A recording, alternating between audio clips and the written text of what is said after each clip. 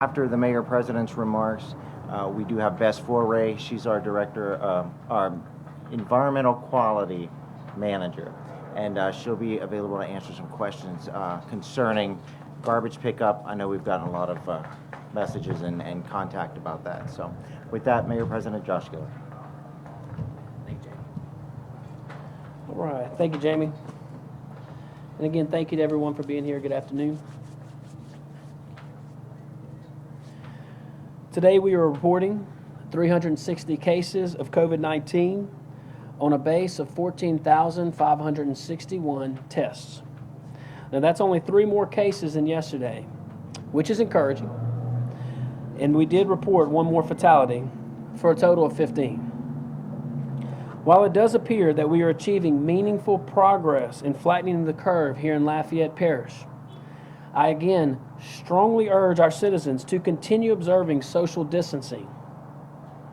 We simply cannot be complacent. As I've said all along, the most important factor in slowing this virus is us. Our best chance for success comes from us continuing to take the situation seriously. My heartfelt thanks to everyone who is being diligent and vigilant at this very critical time in our parish and state. There are a lot of questions about when and how our economy will reopen, both here locally and across our nation. As we've discussed previously, we take both the public health impacts and the economic impacts extremely serious. I share President Trump's desire to get the economy reopened as soon as possible. At the same time, I am committed to ensuring the safety and health of our community. Since the beginning of this emergency, I have been relying on the advice of medical experts, from the Centers for Disease Control to GOSEP to our local public health advisory team.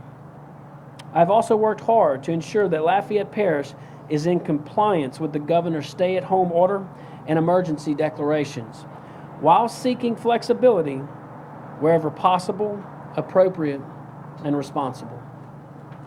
In the coming days and weeks, I will continue to heed the federal guidance, the advice of local and regional health experts, and state law as embodied in the emergency orders of the governor. Simultaneously, we will accelerate our local dialogue with LEDA, Louisiana Economic Development, and area businesses, as well as our congressional and legislative delegations. We will thoroughly evaluate our options regarding timeframes, processes, and best practices as we plan for what comes next. I am concerned about the short-term impact of this public health emergency on the fiscal health of our city and our parish. I will be sending a letter to our congressional representatives asking them to work with President Trump and congressional leadership on the CARES 2 economic packages and authorizing the direct distribution of aid to jurisdictions under 500,000 populations, such as Lafayette Parish. We should determine what can be done to help ensure the solvency of state and local governments as we work to bridge what could be serious short-term revenue shortfalls. LCG continues to do the business of our citizens during this public health emergency. Our departments are observing best practices, social distancing, wearing PPE, and masks where appropriate. Our drainage and roads departments continue to work. The grass continues to be cut, and our police and fire departments remain on the job. Our finance department is working hard to navigate all of the unique issues we are facing while planning for our upcoming budget cycle.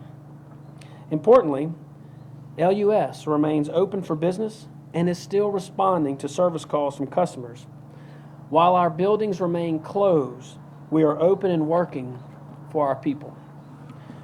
With respect to the situation in our local nursing homes, my understanding is that there are no major outbreaks or clusters in any of our facilities here in Lafayette Parish.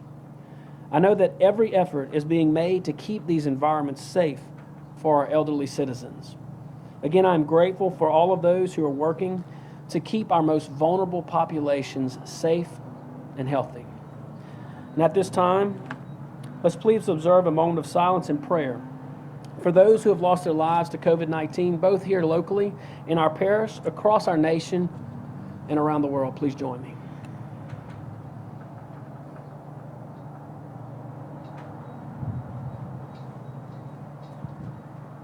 Thank you. I have time for a few questions. The parish council, I believe it was, allocated or budgeted 500,000 Yes. for this. Is that gone? No, not at all. We're working very diligently, Claire, in regards to being fiscally responsible with the people's money. You see, we don't take any of this lightly. We don't take the public health implications of this virus lightly. We definitely don't take the economic impacts of this public health emergency lightly. And we never take lightly the fact that the money that we spend here at Lafayette Consolidated Government doesn't belong to me, doesn't belong to anybody in this administration, councils. It belongs to the people that sent us that money. And we have a fiduciary duty to spend it wisely. Jamie Angel has the numbers. I believe it's just over 20,000 of the 500,000. Right, I don't have them handy, but it's about that. We can report that tomorrow. 1,000 total, but most of it is coming from the general fund. So under 100,000. Good. So our parish council should be delighted to hear that. And again, look, I want to thank our parish council. You know, we called them in on emergency meeting. They responded the way that they were supposed to respond. So I look forward to continue to work with both of our councils to take care of the people we are blessed to lead. So good question. Any other questions of me? So a follow-up. Why That's okay. do y'all, if we have 500,000 we haven't spent, y'all are anticipating spending more than that on all of this? We got to prepare for the worst and hope for the best. And I'll tell you, a great part of why we've spent under 1/5 of the money that was allocated to us is because of the wonderful people in our community. We asked for PPE donations. Our community responded.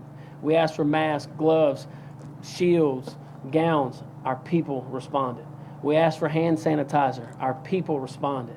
It is our people that get us through every emergency, Claire. Whether it's a public health emergency, a hurricane, a natural disaster, the people of Lafayette will always survive. The greatness of our community lies with our people, not our government. Our government's here to serve our people, and this is a good example. So again, thank you to our parish council members for working so hard with the administration to make sure that we take care of the people we are blessed to lead. Thank you. Any other questions? All right, good deal. I will call up Jamie Angel. We have a member of our administration here. Thank you, Bess, for being with us. And thank you for what you do. I ask for God's blessing on our wonderful parish, state, and country. Thank you, and have a nice afternoon. All right. We'll get Bess Foray to come up here real quick just to talk a little bit about garbage collection and to answer some of your questions. Hi, Bess Foray. I'm the Environmental Quality Manager here in Lafayette. I just wanted to go through a little explanation and reminders about curbside collection at this time of the stay-at-home order. Of course, with so many people at home, kids at home, a lot more trash is being generated curbside. And with the beautiful weather, everybody home, a lot of yard waste is also being generated. So what that means with that increased volume is sometimes there's a delay in the collection. Our vendor, Republic, who does the unincorporated part of Lafayette and the city of Lafayette, are doing their best to manage all that increased volume that's coming with the household waste and the yard waste. But there is going to have to be a little amount of patience. If you think about this is happening all over the country, Republic can't get any more resources to come in to address this. And so they're doing their best to get that yard waste especially picked up as fast as they can. So we're getting a lot of calls about that. People are welcome to call if they feel like it's necessary. 291-8529 is the environmental quality number.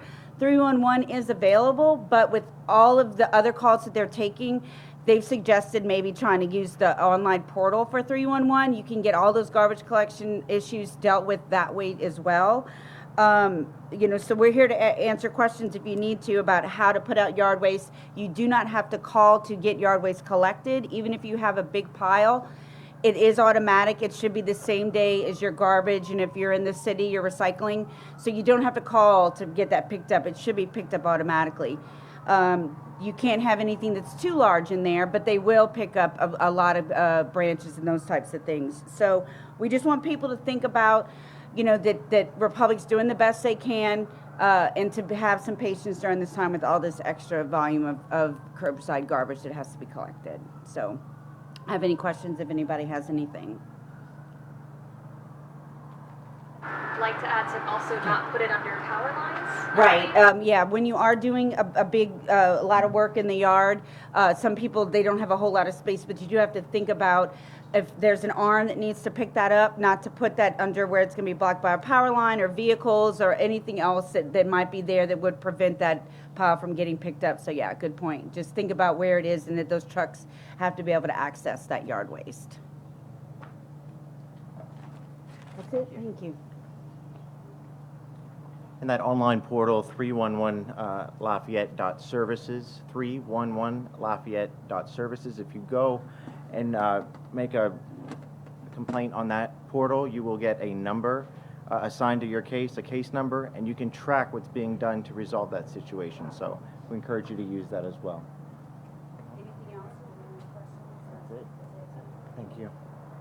All right, so quickly, Cajun Dome screening. Tomorrow is the last day that the Cajun Dome site will be open for COVID-19 screening. Since opening 4 weeks ago on March 18th, 1,331 people have been tested, and 1,331, and 634 vehicles screened out. 634 vehicles have been screened out. With more testing available in the community and fewer people going to the site, we believe the Cajun Dome has served its purpose in meeting that initial need that those members of our community were seeking. The Cajun Dome will open at 8:30 a.m. tomorrow and close at 10:30. 311 is not closing. Medical staff will continue taking calls around the clock 24/7 for the foreseeable future. That is 311 option 1. It continues to be a valuable resource for the community. You don't just need to call it for the Cajun Dome screening. You can call it for any sort of COVID-19 health issues that you might or you think you might be experiencing. Weekend volume is typically lower than the weekdays, so comparing last Friday to yesterday's number, we saw an increase from 128 to 206. So during the week is when they're generally getting most calls. The need for answers and pre-screening is still strong, so if you're experiencing those symptoms, cough, dry cough, fever higher than 100.4, shortness of breath, call to find out if you should be screened. Again, 311, or if you live outside the parish, that number is 337-534-TEST.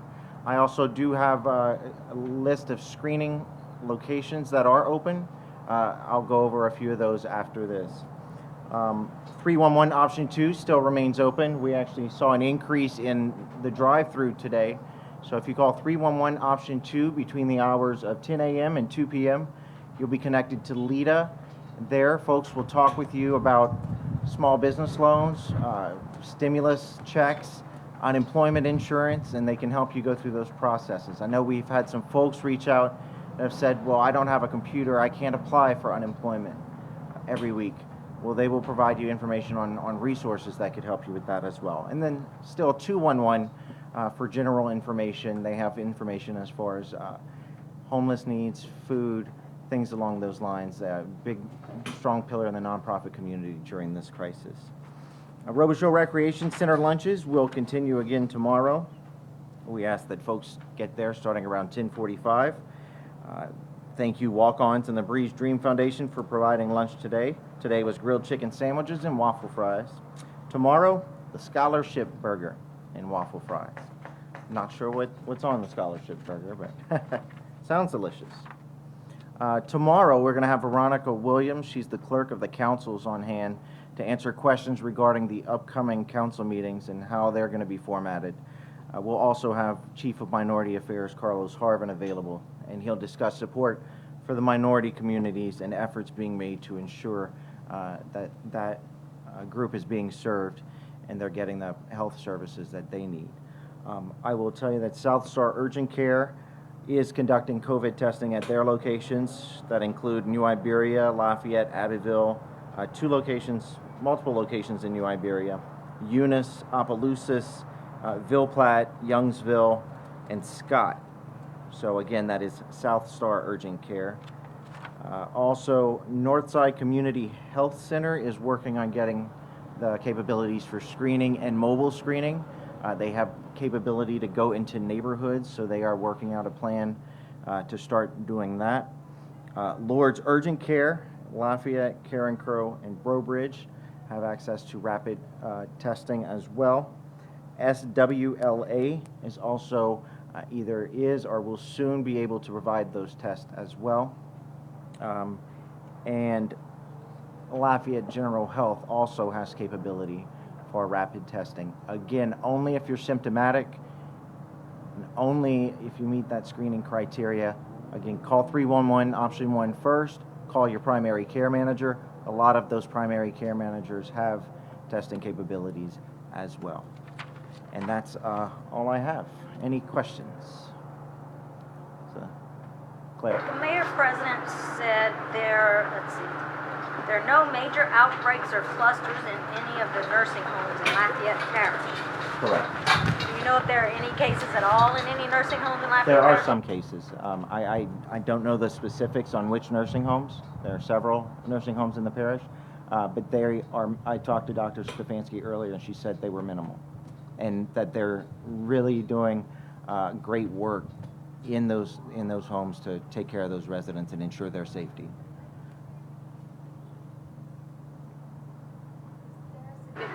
Significant difference in turnaround time between the previous test and the rapid test? The rapid test, I believe, 15 minutes to an hour for results.